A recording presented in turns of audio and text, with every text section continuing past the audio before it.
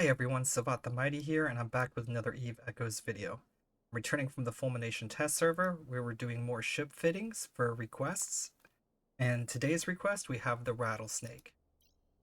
Alright, before we get started, if you would, please leave a like on the video, subscribe to my channel, and hit the notification bell if you want to be notified whenever I release new content in the future.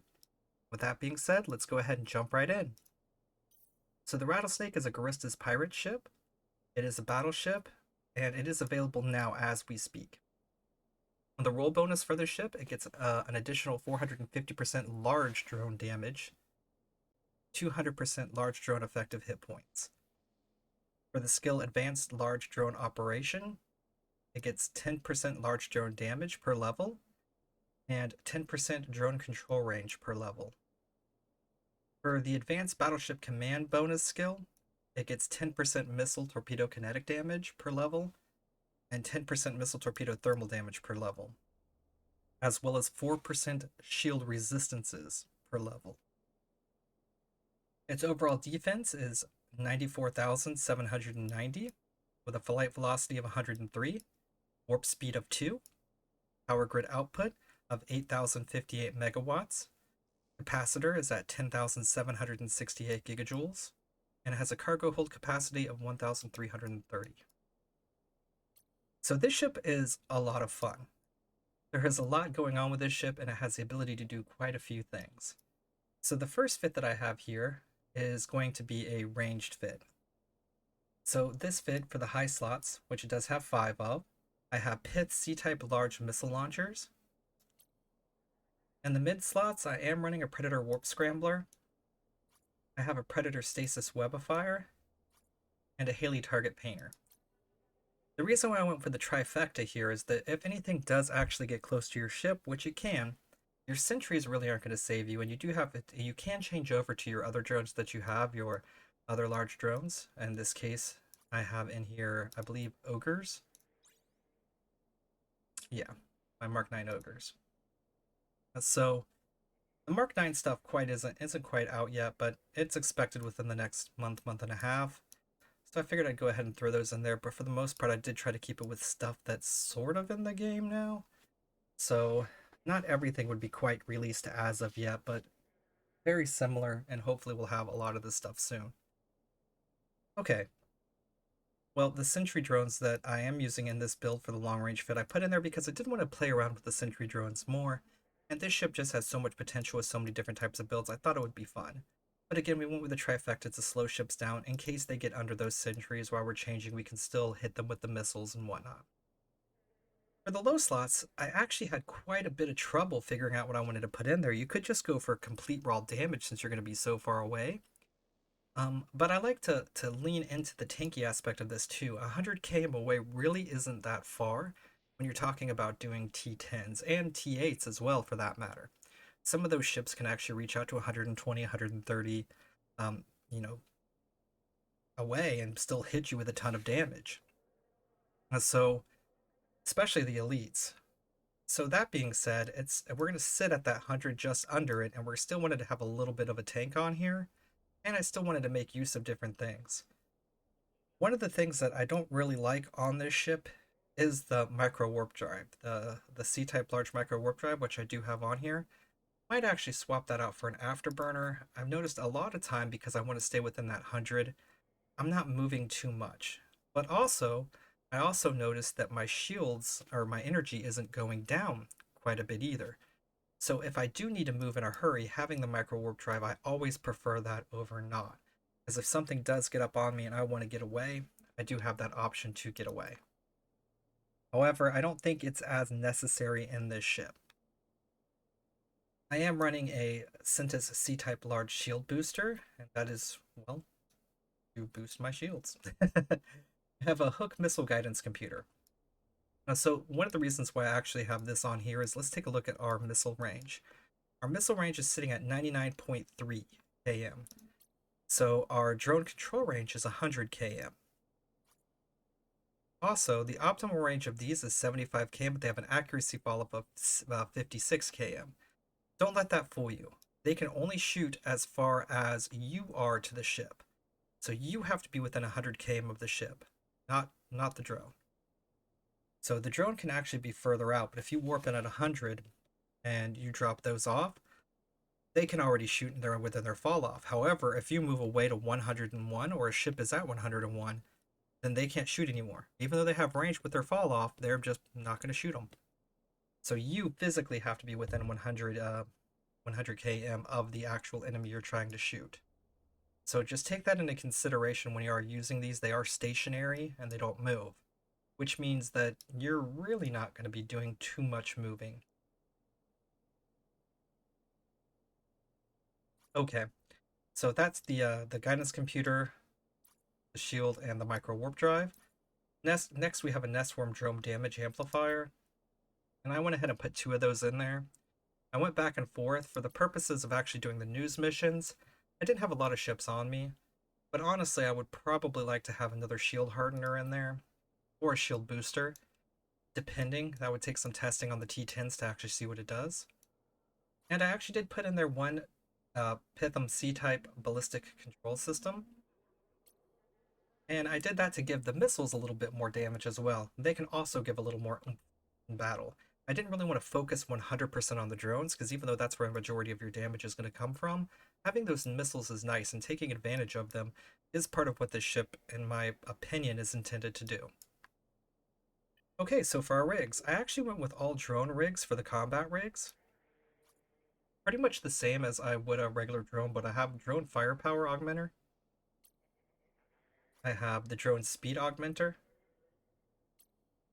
and I actually have the drone control range. And again, the reason why I have the drone control range in there is because you have to be X amount away. So even though the sentries would have the range to hit 100 km, if I'm sitting at 100 km, that's that's one thing. But if they only have an 85 control range and they're not there, that's another. So I did play around with that for a little bit, and I had them out at first, and I just like being that bit further out. In the right here, I just have a bunch of semiconductor memory cells. They increase your actual capacitor output and let you be able, if you do need to activate all this stuff, manage your power grid a bit better. You could probably put some navigation stuff in there as well, but you're not really moving the ship around too terribly much, so I didn't really see that as necessary. Maybe some warp core stabilizers just in case something does get on you. If they do get under you and you're not able to take care of them and you want to warp out, that might be an option as well. But it's pretty much open for debate there. But that's why I decided to go with this, and I will showcase this in battle at the end using this particular fit.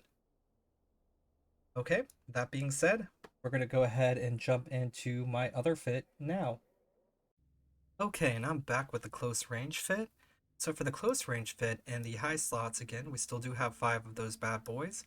I went ahead with the Pit C-type large rapid missile launchers. And my mid slots I kept the same, because I still want to be able to slow down ships and do everything that I need to with it. The only thing that I would say in this one here is you might actually be able to get away with replacing the Predator Warp Scram with another web or another target painter. I don't really think that the Scram's going to be necessary in this fit, but never know, so I decided to actually just keep it in there. I also did swap out. We are now maining the Mark 9 Ogres in this one. In the bottom slots, I have 2 C-type adaptive invulnerability fields. Decided to do that to beef up the tank a little bit more since we're going to be right in the thick of things. The capacitor, as you can see on this ship, is only lasting for 9 minutes and 38 seconds.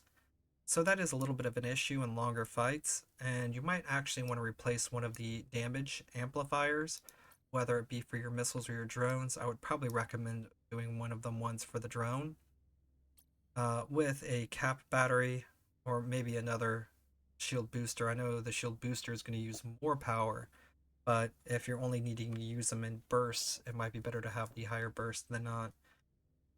It's really up to you. You'll have to take a look at the actual combat that I did for the news missions and make the decision for yourself what you would like to do there. It's obviously going to vary based off of what type of content you're doing. I did go ahead and swap out the micro warp drive for an afterburner. This is mainly due to the fact that it does have capacitor issues. It only lasts 9 minutes with everything running. If you leave the micro warp drive in there, it's going to take 25% off the top of your cap. So that's going to make that last less. And if you're in the thick of things, a lot of times stuffs might scram you, which will make you not even be able to use it anyway. So at least with the afterburner, you're going to be able to have a little bit of speed to be able to maneuver around with. I do have 2 of the Nest Worn Drone damage amplifiers in here, and I am still using one of the Pitham C-type ballistic control systems. And that is providing its damage here. For missiles, it is doing 742.57 DPS. On the drone side of things, it's doing 1,122.33 DPS, for a grand total cold of 1,864.91 DPS. Cold. For the rigs, in the bottom right, I kept all those semiconductor memory cells. It's more necessary in this build to have more capacitor. So having that capacitor multiplier is very important, in my opinion. Down here, I have the drone firepower augmenter 3. I have the drone speed augmenter 3 for damage and activation time. And I actually have a bay loading accelerator 3 in here as well for the activation time adjustment on the missiles. The missiles are going to be playing a lot more of a role in this, and they are going to help you deal with those medium and small ships quite well as be able to apply decent damage to the large ships. Overall, we have a very tanky ship here that has a little bit of mobility, but not too much in the way. I mean, it's not going anywhere quickly, but it can still move around by using that afterburner and has a pretty thick tank on it. So that being said, I'm going to go ahead and jump into the combat portions of this. Oh, one thing I don't know if I did show, the power grid here is 12,087 with max skills. And the capacitor is 23,420 gigajoules with a recharge time of 978 seconds. So right now, this being at minus 43.5% if you have everything running, that is pretty brutal. In longer fights, that may come up, so just keep that part in mind. I haven't actually done any real long fights with this ship as of yet, but that might be where there's some wiggle room for the actual build. I don't know if it's going to need a capacitor battery or not for longer fights. That'll have to take a lot more testing. But yeah, I'm going to go ahead and jump into the combat portion. In this video, I went ahead and did 2 combat portions. I have one for the long range fit and one for the short range fit, in that order. So if you do want to see the short range fit, it is going to be the last fit or the last portion of the video. If you do want to see the long range fit, it is coming up next. And let's go ahead and jump into it. Alright, so we're here for the combat test for the long range fit. Now, one of the things I did want to kind of showcase here in the long range fit while we're out here is what our shields look like with one of these running. And we're looking at 49 EM, 63% thermal, 70 kinetic, and 70 explosive resistance. So we're going to go ahead and keep that activated. We're just going to go ahead and warp into the anomaly. And we're going to warp in at 100.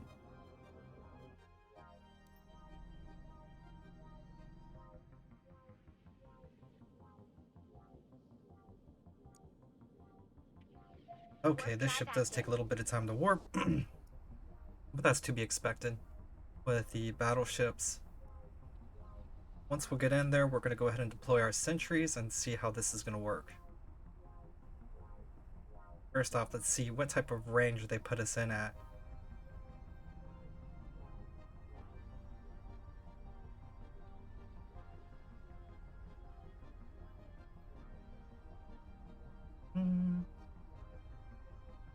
Perfect. Alright, so we're going to go ahead and lock everything up right here.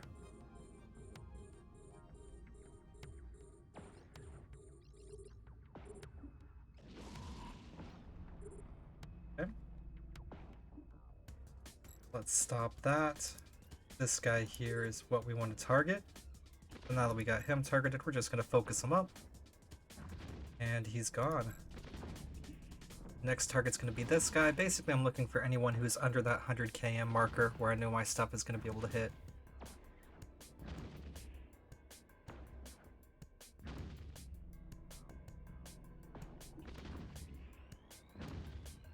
Alright, and these drones should just be, what the heck are you doing?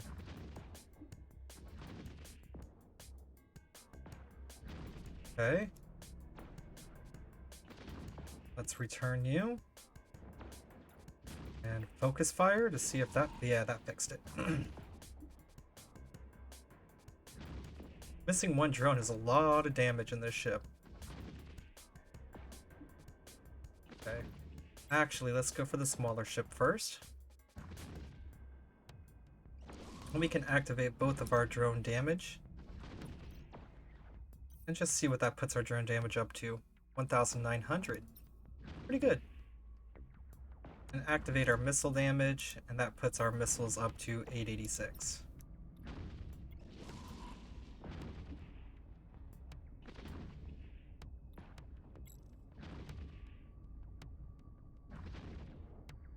So this ship basically is just going to sit out here and barrage the enemies.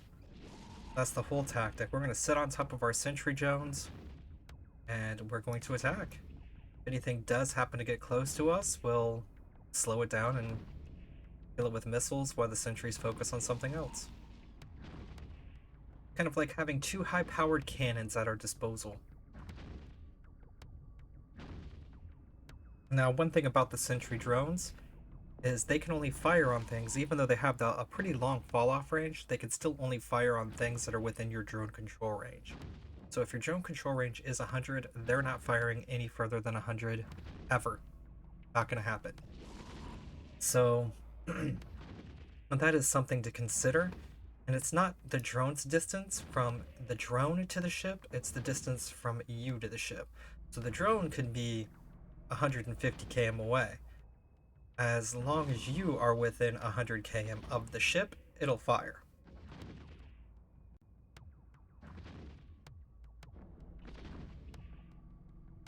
But you do have to be within 100 km of the ship.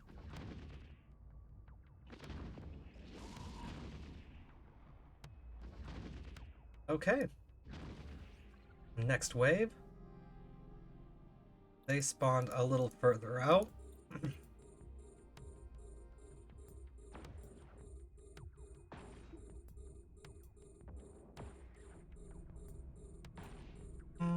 We have a couple that are approaching us. This guy here, once he gets to 100, there we go.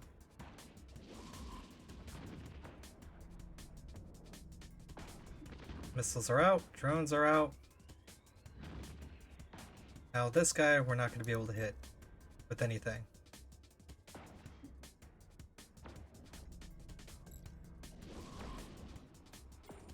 So what I could do in this situation here is move forward a little bit. So I know those guys are still going to be in range.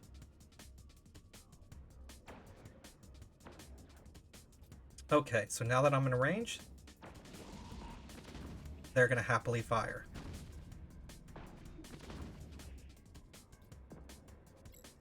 Now they're not going to happily fire on this guy until I'm in range again.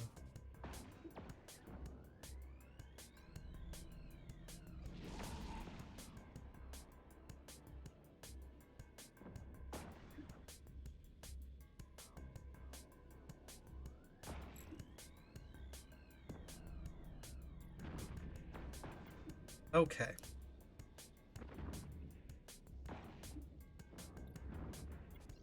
And we're fine. I can sit my butt right here.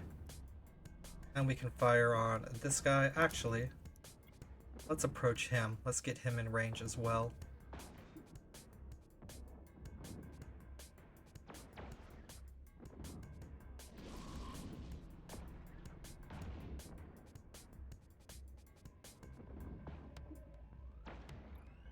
So they should automatically go for him since he was already in range, but yeah. Okay.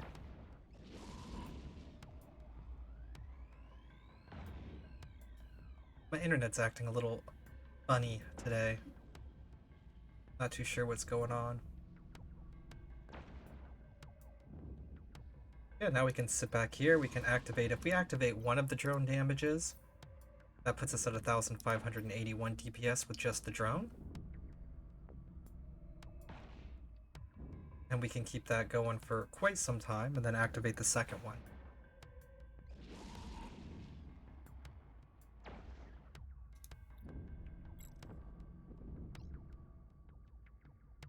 So these sentry drones fire pretty quickly, and not having to wait for them to get over to the target is actually pretty cool.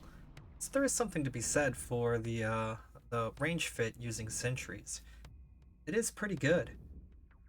It does have its own troubles. Like if you have a lot of ships that come at you very quickly, a lot of fast ships, you're probably not going to be able to deal with them all before they get to you. But unlike other ships, it can actually tank and deliver damage back quite, I'm not going to say effectively, but well. And the fact that it has the ability to actually switch out the drones too. So if stuff does get all around you, you can switch out the sentries for the two large drones, whatever you brought with you. And the fitting screen here, well, you got to recall them back, but if you do that, you can pretty much save yourself. I forgot that I had to have them back in. They're still doing work. But for the most part, you can pretty much just sit out here and destroy things.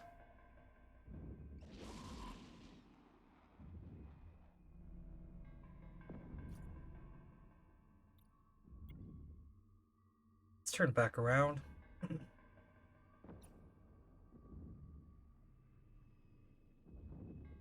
I should die soon enough. Pretty quickly for a battleship.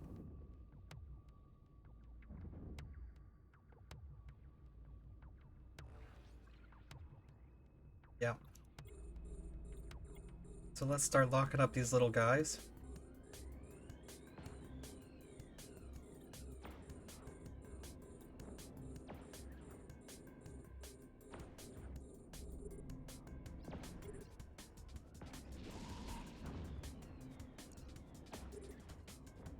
Activate this stuff here.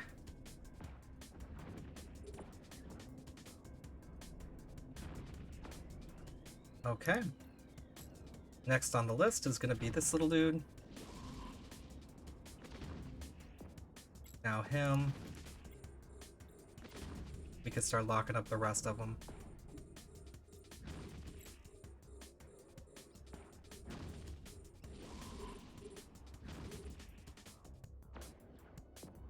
Taking everything out very quickly.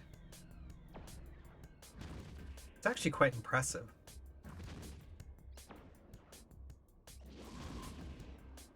So this ship has a lot of wiggle room, so it is actually a very good ship. There's tons of different ways you can fit it. It looks like it can range tank pretty good and actually still have a decent tank to boot on top of it. So if you do like the kiting playstyle, but also tankiness for whenever those bigger ships are able to actually reach out and touch you, especially for doing the higher end missions, this ship does seem very good for that. It does also have a place, I would say, for doing tons of different fits with this. It's just open up to all sorts of different things, making it a very effective ship overall for pretty much everything. There's not going to be much in the way of PvE that's going to be able to stand in your way. You can sit back pretty far. A lot farther than this even if you really put the skills into it, or I'm sorry, not skills, the rigs. You got two other rigs, you could get up to 130 km drone range. But if you did do that, your missiles wouldn't quite be in range. You'd have to really work at that. Sitting at that 100 range is, just under the 100 range is probably going to be your sweet spot in this ship. And you can always lower the damage, or even lower the, take off the missile stuff and whatnot, and put on more of a tank on here. So if you are sitting at that range and taking shots back, it can do a pretty good job of taking that damage. Yeah, I know the range combats are a little bit slow and tedious to show, but I kind of wanted to showcase that on this ship.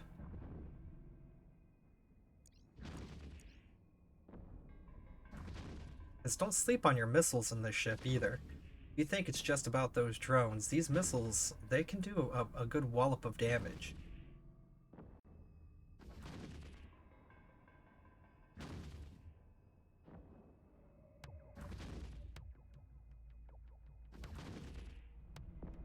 right. And that's going to be the showcase for the long range fit. I hope you enjoyed.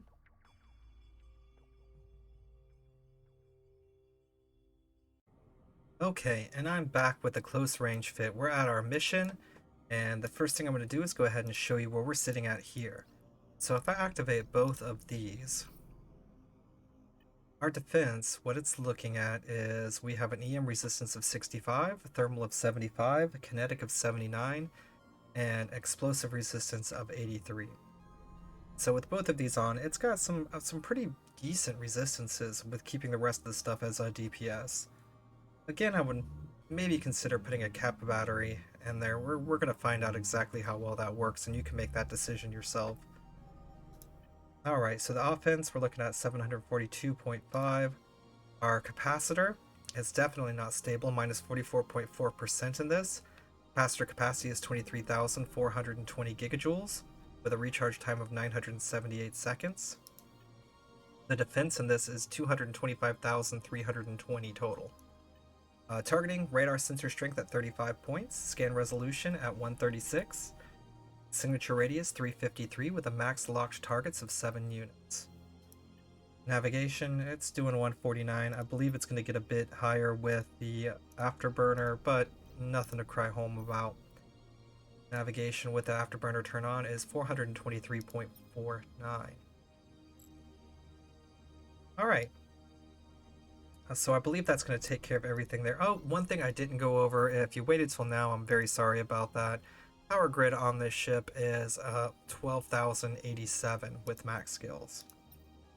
Let's go ahead and warp in and see what happens.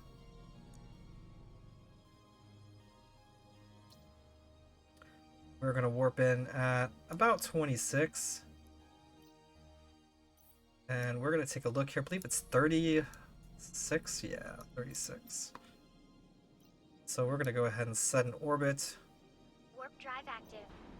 No, let's set this orbit to something simple like 35 actually. There we go. And we can set approach to 0.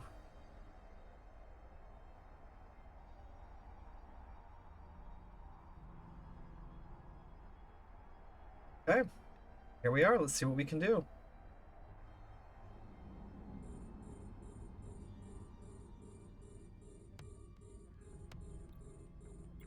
Let's go ahead and approach this guy here. Stop that. Focus fire him.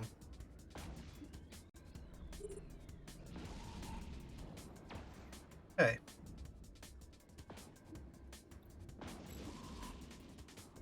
These fire on this guy?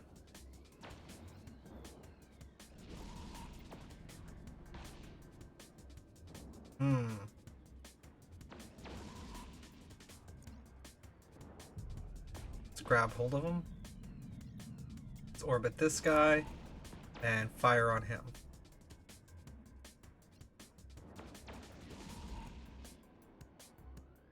There we go.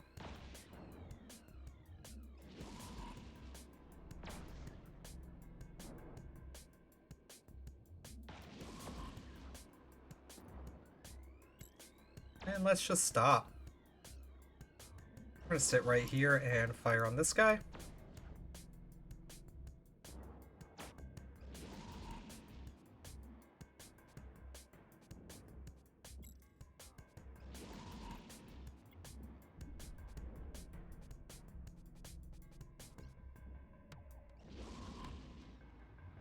And we're gonna take a look, I guess, on the... What are you doing? Focus fire him.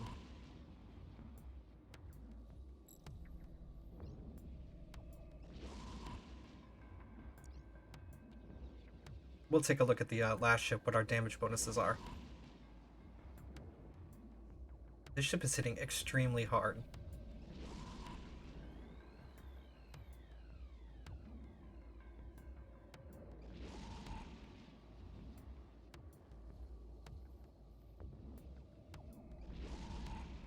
Okay, let's activate that. Alright, we're going to focus fire on him, activate everything, and we're going to come in here and have a look, It's doing 1,720 drone DPS and 960 missile DPS.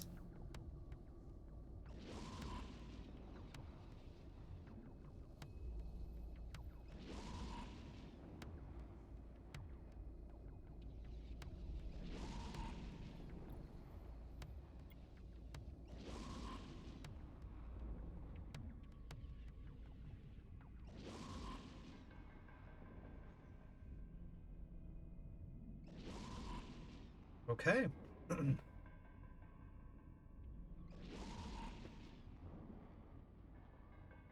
Looks like we're doing pretty well.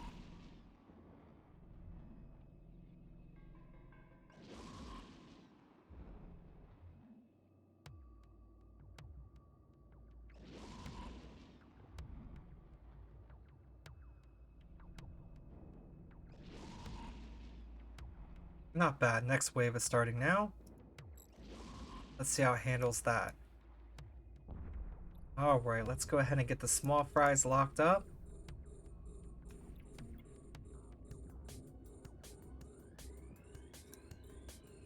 Set an orbit around him. This guy is actually who I want first. I don't like him. Slow him down.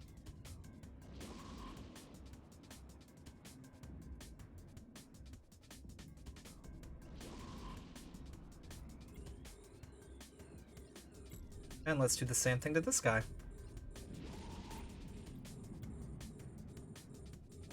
Able to take out these small ships very, very effectively in this. Doesn't really have any types of issues with it. Between the actual missiles that can apply damage pretty evenly, and the drones, which, I mean, they're okay. They're doing their job.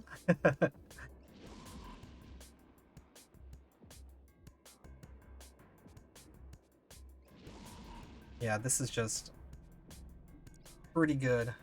Alright, if we just have one of the drone amplifiers on, it's at 1,419 drone damage. So in my opinion, and again, it's just my opinion, probably just better to run those in succession to keep up your drone damage for the entire time if you can, or close to it. But it's all a preference thing. If you want to save them and burst down the battleships, be my guest, that's a very effective way to play as well.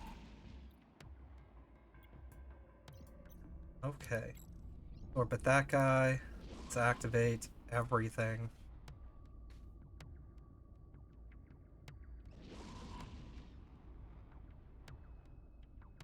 And again, with the missiles, that goes up to 960.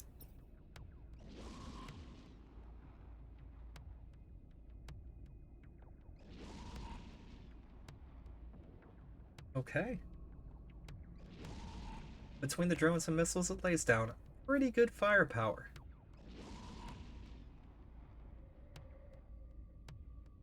Pretty good firepower, pretty tanky ship. Definitely has the ability to brawl very well and take care of all of those little guys with no issues whatsoever, making this probably one of my favorite ships for PvE content so far.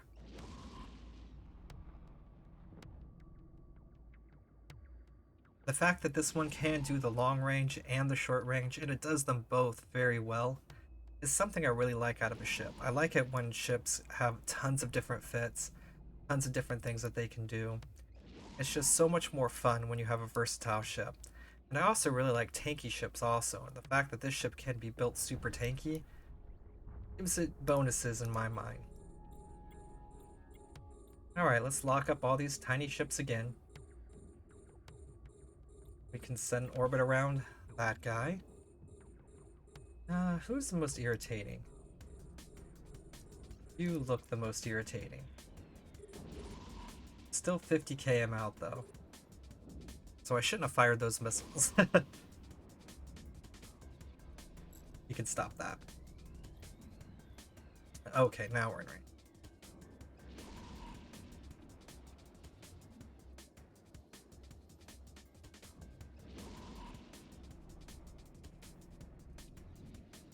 Okay.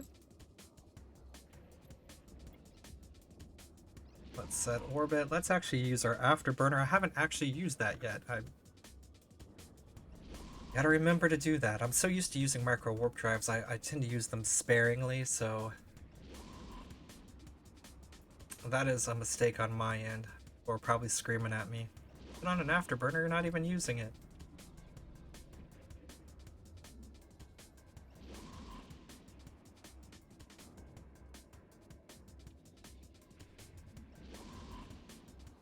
Okay.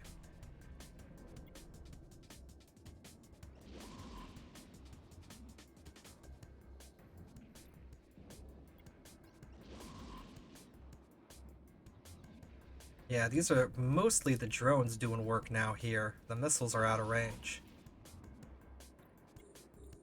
Now we're getting back in range for the missiles.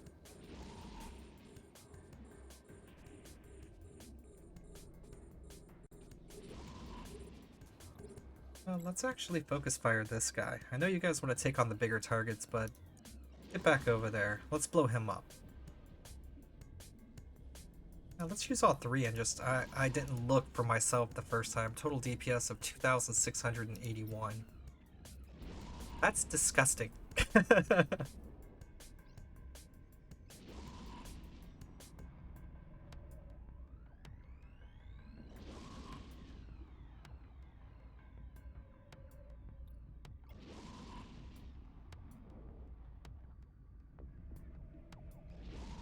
Okay.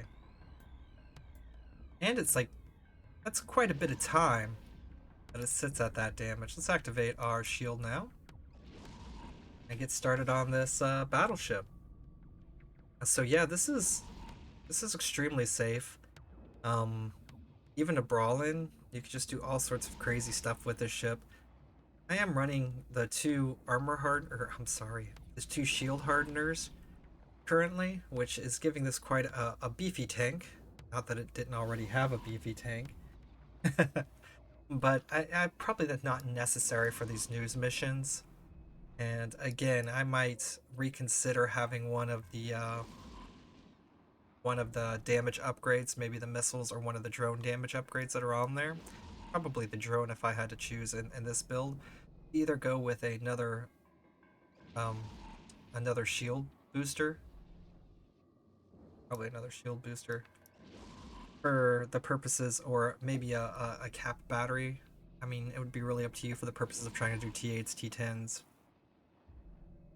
I do know that this fit here is probably going to use those capacitor control circuits a lot more than the long range fit does. So in this fit, it does have a little bit of issues. The longer the battle goes on, the more your energy is going to go out. For these news missions, it doesn't really showcase a really lengthy battle here, but you can see I'm already down to 63% cap. If there was more ships, I had to deal with more, had to run the shield booster more, it can actually start going down quite quickly, and from there you might want to make your decisions on what you want to do. But I really like it. I like everything about this ship. This ship is amazing. It's what I expect out of a faction ship. So it puts missiles to good use, it puts drones to good use, it actually mixes them quite well with the ability to do the long range and the short range combat and utilize those drones in a way that makes them effective for both. I really enjoy it. So this ship has definitely moved to one of my watch lists. I don't really have the skills to use this on my character, but I really like the way that this ship is run, and I would be excited maybe in the future, maybe I'll do a respec or something and get into one of these at some point in time. Alright, with that being said, you can follow me at Twitter, it's at Savat the Mighty, or you can join us on the Discord. Links will be in the description below. I hope you have a great day, and I will see you next time.